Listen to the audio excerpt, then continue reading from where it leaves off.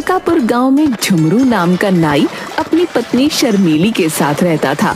वो बड़ा ही आलसी किस्म का आदमी था और थोड़ा बेवकूफ भी, लेकिन शर्मीली बहुत ही समझदार और तेज दिमाग की थी। एक दिन झुमरू भागता हुआ घर आता है। क्या हुआ?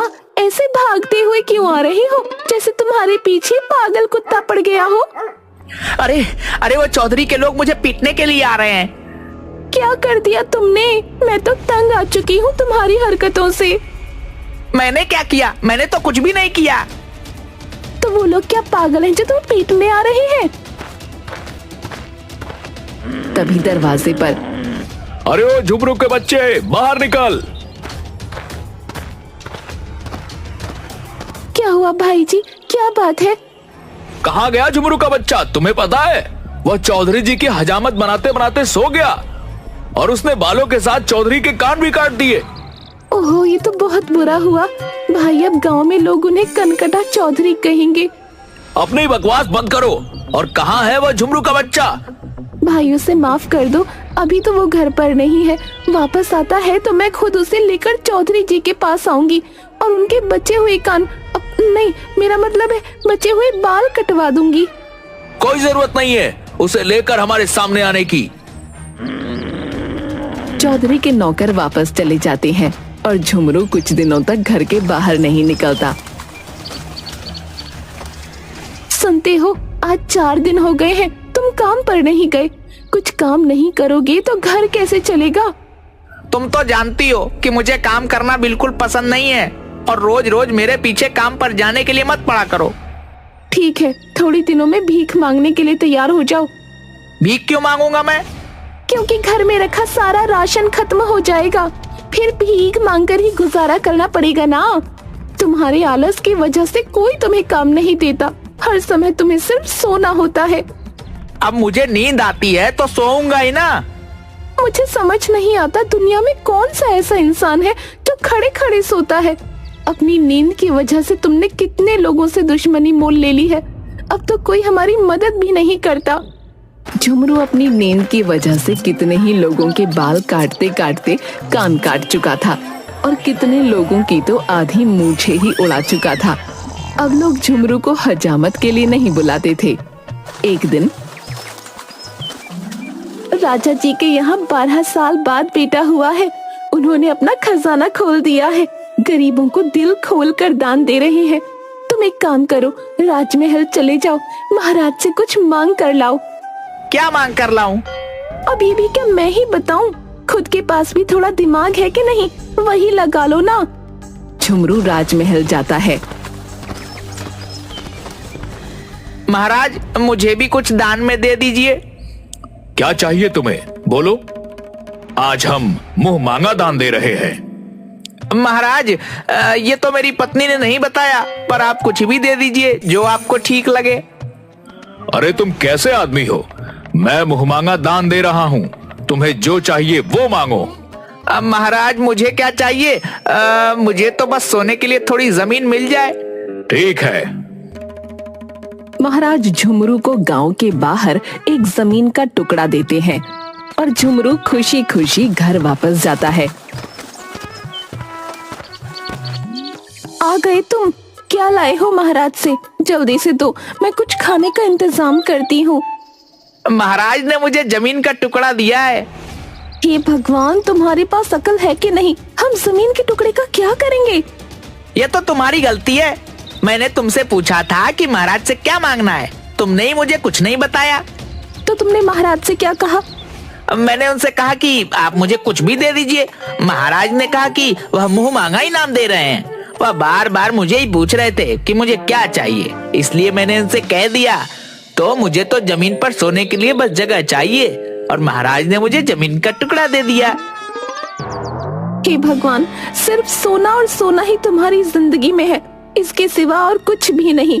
हमारे पास ना तो हल है ना खेत जोतने के लिए बैल, तो हम उस जमीन का क्या करेंगे? कैसे खेती करेंगे उस जमीन पर? तुम खुद चली जाती, तुमने मुझे क्यों भेजा? बस यही गलती कर दी मैंने जो तुम्हें महाराज के पास भेज दिया। शर्मीली बहुत समझदार थी, उसने ठान लिया था कि वो इस जमीन पर खेती करेगी। रात भर सोचने के बाद दूसरे दिन सुबह झुमरू को लेकर उस जमीन पर जाती है।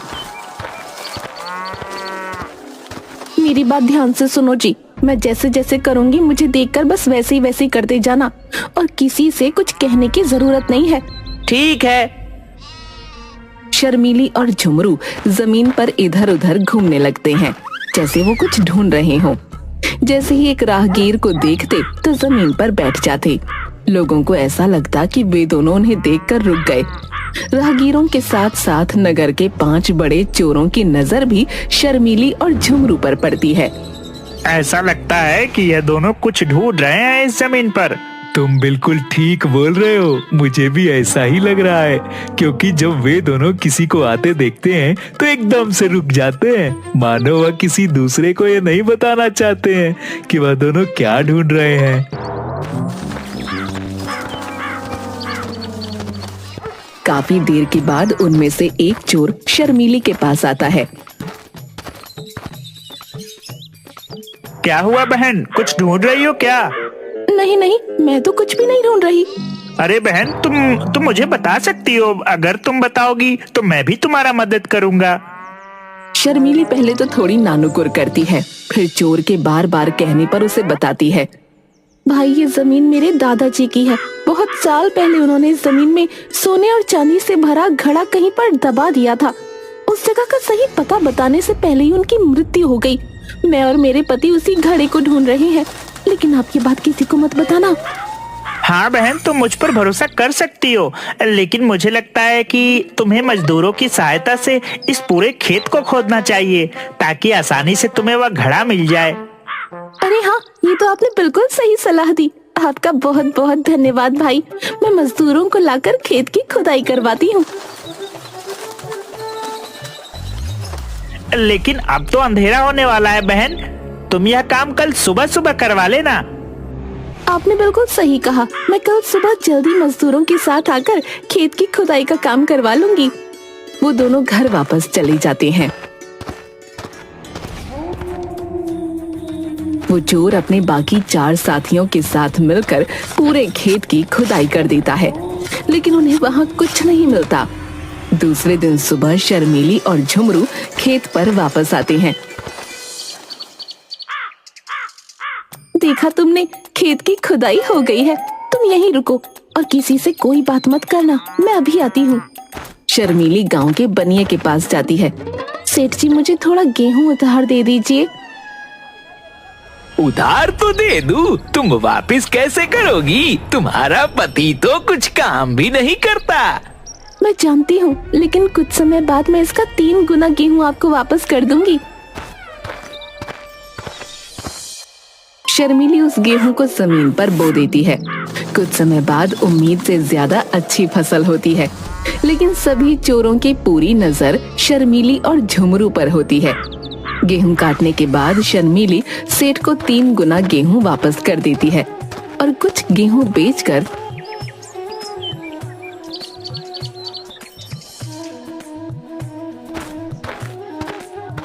थोड़े सोने और चांदी के सिक्के खरीदती है। उस रात चोर शर्मीली के घर आते हैं। इस फसल में तुम्हें हमें भी हिस्सा देना होगा, क्योंकि तुम तो जानती हो उस जमीन को खेती लायक खोद कर हमने ही तैयार किया था। मैंने तुम्हें बताया तो था, उस जमीन में सोना मौजूद है। तुम इतनी मेहनत करने के बाद भी उसे हासिल नहीं कर सके, लेकिन वो घड़ा मुझे मिल गया और मेरे पास है। तुम्हारा उस पर कोई हक नहीं। मैं तुम्हें कुछ नहीं दूंगी। ठीक है, तुम संभाल कर रहना, हम अपना हिस्सा खुद ले लेंगे।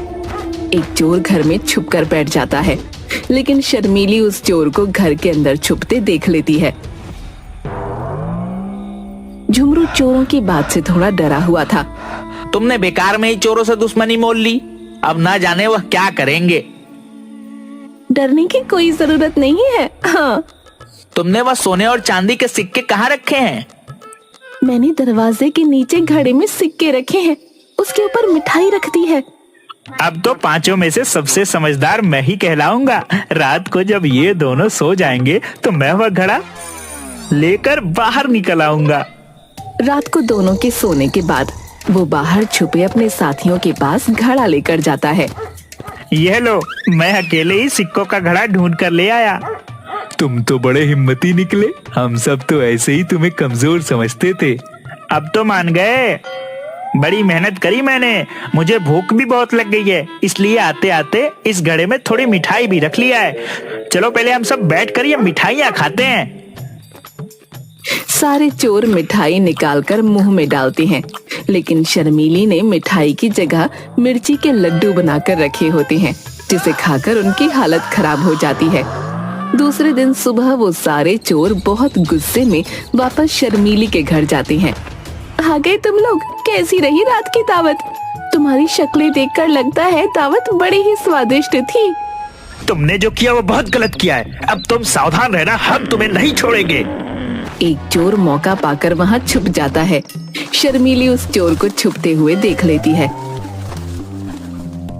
रात को तुमने उन सिक्कों को कहाँ रखा है?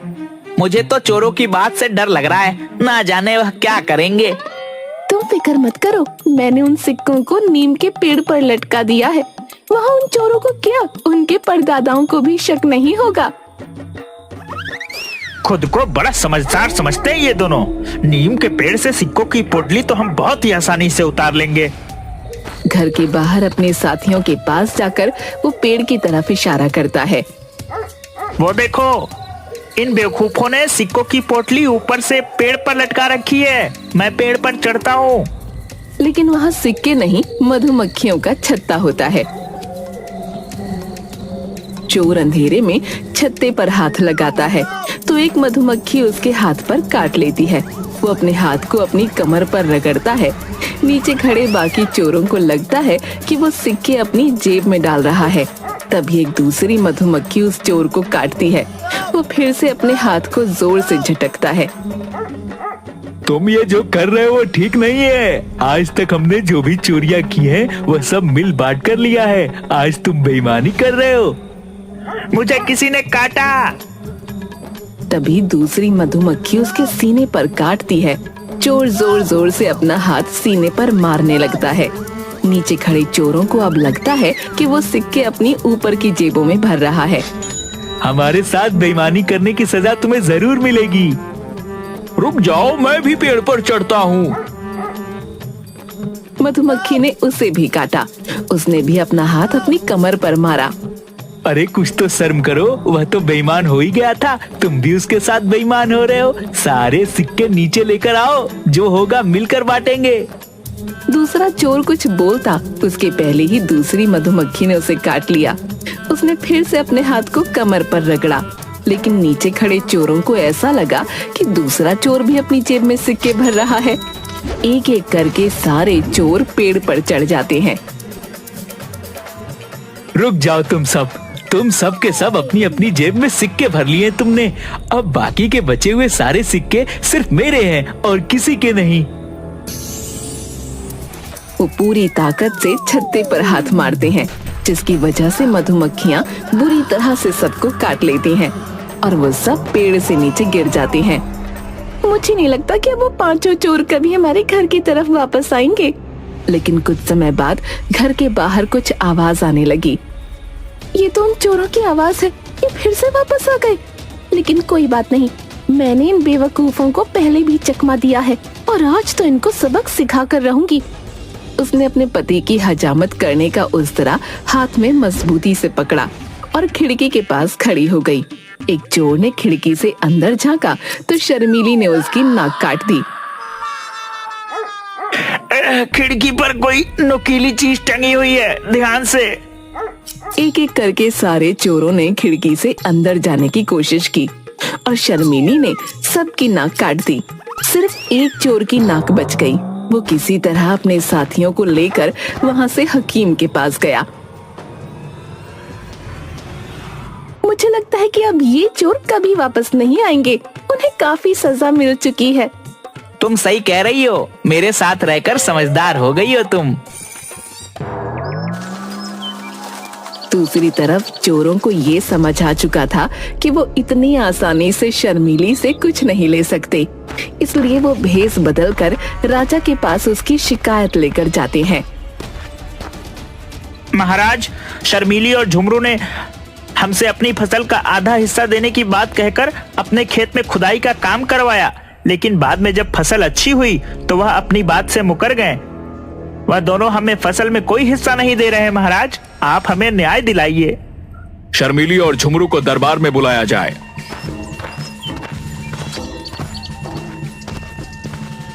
महाराज की जय हो। महाराज, इन पांचों ने जो भी कहा है सब झूठ है। मैं भला क्यों इन्हें अपनी फसल का हिस्सा दूं? इनके पास क्या सबूत है कि मैंने इन्हें हिस्सा देने को कहा था? और दूसरी चीज महाराज, आपने इन्हें पहचाना नहीं। ये आपके राज्य के वही 5 मशहूर चोर हैं जिन्हें सेनापति जी कब से ढूंढ रहे हैं। आज ही आपके सामने भेष बदल कर आए हैं। सेनापति चोरों को पहचान जाते हैं। शर्मीली, तुम बहुत ही समझदार और वीर हो। हम तुम्हारी समझदारी से बहुत प्रसन्न हुए, इसलिए हम झुमरू को अपने महल में काम पर रखते हैं। और तुमने राज्य के चोरों को पकड़वाया है, इसलिए हम तुम्हें इनाम में और जमीन देते हैं। इस तरह अपनी सूझबूझ और हिम्मत से शर्मीली न सिर्फ चोरों को पकड़वाती है, बल्कि झुमरू को राजमहल में काम भी दिलवाती है और अपने घर की स्थिति को भी सुधार लेती है।